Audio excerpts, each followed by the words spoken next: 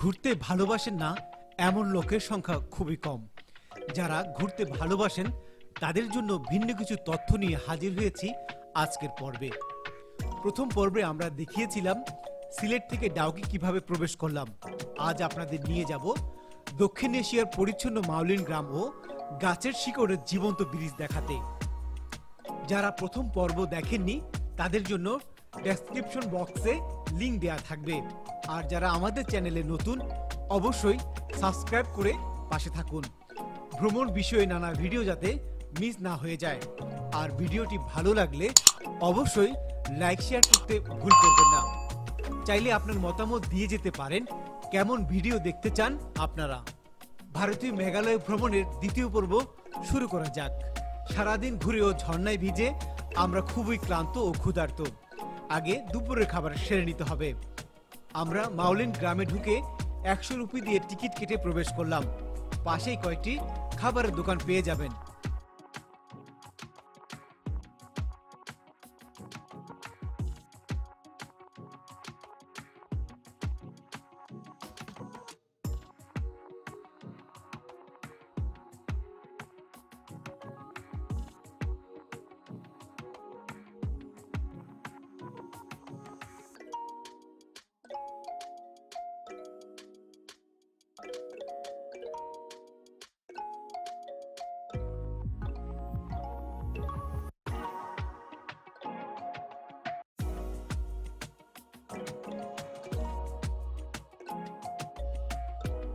আমরা মুরগি, সবজি ও ডাল দিয়ে খেলাম 220 রুপি করে।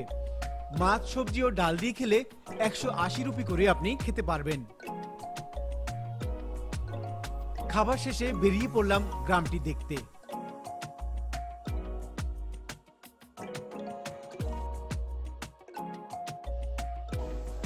একটা গ্রামকে সাজিয়ে কিভাবে পর্যটকদের আকৃষ্ট করা যায় তার একটি উৎকৃষ্ট উদাহরণ মনে হচ্ছে আমার কাছে এটি।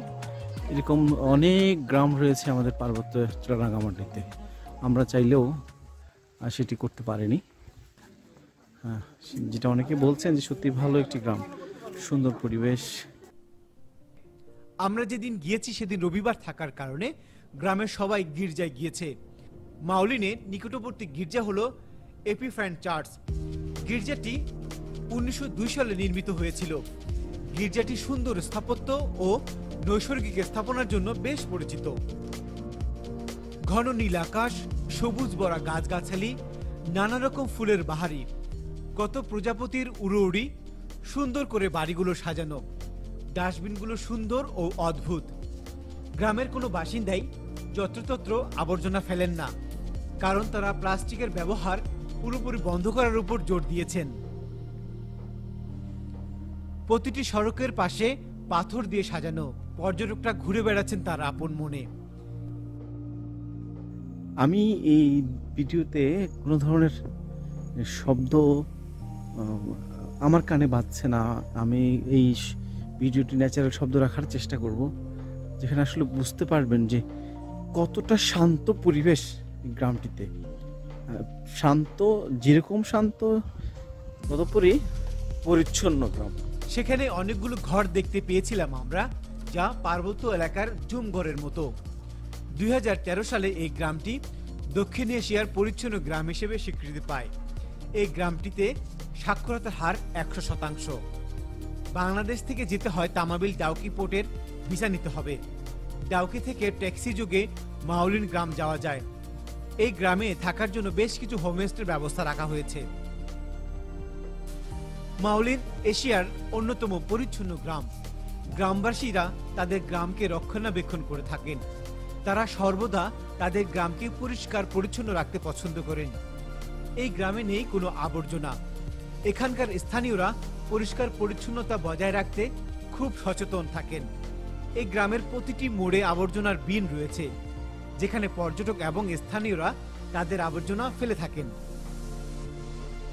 এভাবে হাঁটতে হাঁটতে আপনি পুরো গ্রামটি ঘুরে দেখতে পারবেন। আমরাও ঘুরে দেখেছি। মাউলিনের রিওয়াজ নামের একটি জায়গা আছে। এটি গ্রাম থেকে আনুমানিক 8 কিলোমিটার দূরে অবস্থিত। এখানে গাছের শিকড় এক জীবন্ত ব্রিজ রয়েছে। এটি প্রায় 300 বছর প্রাচীন মানব সৃষ্ট এক সেতু। ব্রিজটি একটি বেটেল গাছের কাণ্ডের চারপাশ রাবার গাছের শিকড়গুলোকে সংযুক্ত করে দাঁড়িয়ে আছে। এই শিকড়গুলো সময়ের সাথে সাথে বেড়েই চলছে। সেতুটি এক প্রাকৃতিক বিস্ময়। অনেক পর্যটক এই জীবন্ত সেতুটি দেখতে দূর থেকে আসেন। প্রাকৃতিকভাবে গাছের শিকড় দিয়ে তৈরি হওয়া সেতু এবং এর পাশ দিয়ে ঝর্ণা বয়ে যাওয়ার দৃশ্য দেখতেই আমরা যাচ্ছি সেইখানটিতে। এবং প্রায় শতাধিক সিঁড়ি রয়েছে, সেটি পার হয়ে যেতে হবে। এবং আর একটি এরকম ডাবল ট্রেকার, এটা সিঙ্গেল ট্রেকার বলে, এবং ডাবল ট্রেকারও কিছু রয়েছে, যেটা প্রায় 3000 সিঁড়ি নেমে নামতে হয়, এবং 3000 সিঁড়ি, প্রায় 3500 সিঁড়ি এই উপরে উঠতে হয়, এমন একটি বিষয়। মানুষজন সেটি দেখতে দূর দূরান্ত থেকে আসেন।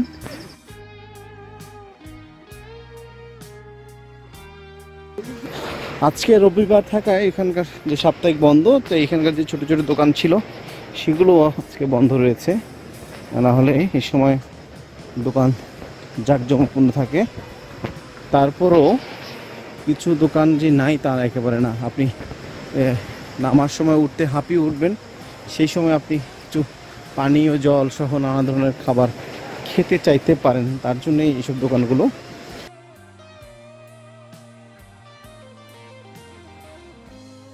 এখানে প্রবেশ মূল্য জনপ্রতি 40 রুপি করে। মাওলিন গ্রামের জীবন্ত সেতুকে বলতে লিভিং রুট ব্রিজ বোঝানো হয়, যা মেঘালয়ের খাসি উপজাতির মানুষরা বিশেষ প্রজাতির রাবারের গাছের শিকড় ব্যবহার করে তৈরি করে। এই সেতুগুলোর প্রাকৃতিকভাবে বেড়ে ওঠা গাছের শিকড়কে বাঁশের কাঠামোর সাহায্যে এগিয়ে দিয়ে তৈরি করা হয়, এবং সময়ের সাথে সাথে এগুলো একটি মজবুত সেতুতে রূপান্তরিত হয়। এই সেই সিঙ্গেল ব্রেকার গাছের তৈরি সেতু, যেটি দেখার জন্য মানুষ বিভিন্ন দেশ থেকে আসে। আমরাও দেখলাম যে এখানে সিঙ্গেল ব্রেকারটি আস্তে আস্তে ডাবল ব্রেকারের রূপ নিচ্ছি, দেখতে পাচ্ছেন।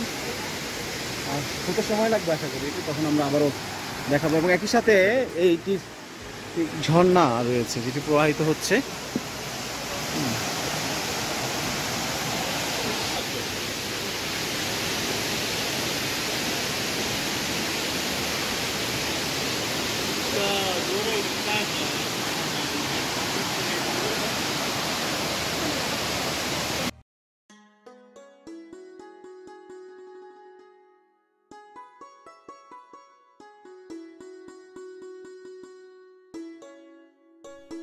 দক্ষিণ এশিয়ার পরিচ্ছন্ন গ্রাম ও জীবন্ত গাছের সেতু দেখে আমরা রওনা দিই চেরাপুঞ্জির উদ্দেশ্যে। সন্ধ্যা নেমে এসছে, আমরা পৌঁছাতে প্রায় 8টা বেজে যায় সেই গ্রামটিতে। ঘনবর্ষার দেশ চেরাপুঞ্জি বেড়াবো আমরা আগামী পর্বে। যেতে যেতে কিছু কথা বলে রাখি, চেরাপুঞ্জি যাওয়ার আগে অবশ্যই আপনাকে শীতের কাপড় কিছু নিতে হবে। সেখানকার আবহাওয়া অনেকটা শীতল। দিনের বেলায় হঠাৎ বৃষ্টি, হঠাৎ রোদ, হঠাৎ মেঘে ঢেকে যাবেন আপনি। আগামী পর্বে সেটি দেখার আমন্ত্রণ রইল। এতক্ষণ ধৈর্য ধরে যারা ভিডিওটি দেখেছেন সকলকে ধন্যবাদ জানাচ্ছি। ভিডিওটি ভালো লাগলে লাইক শেয়ার করতে ভুল করবেন না। অবশ্যই যাওয়ার আগে আপনার মতামতটি জানিয়ে যাবেন। ধন্যবাদ সকলকে।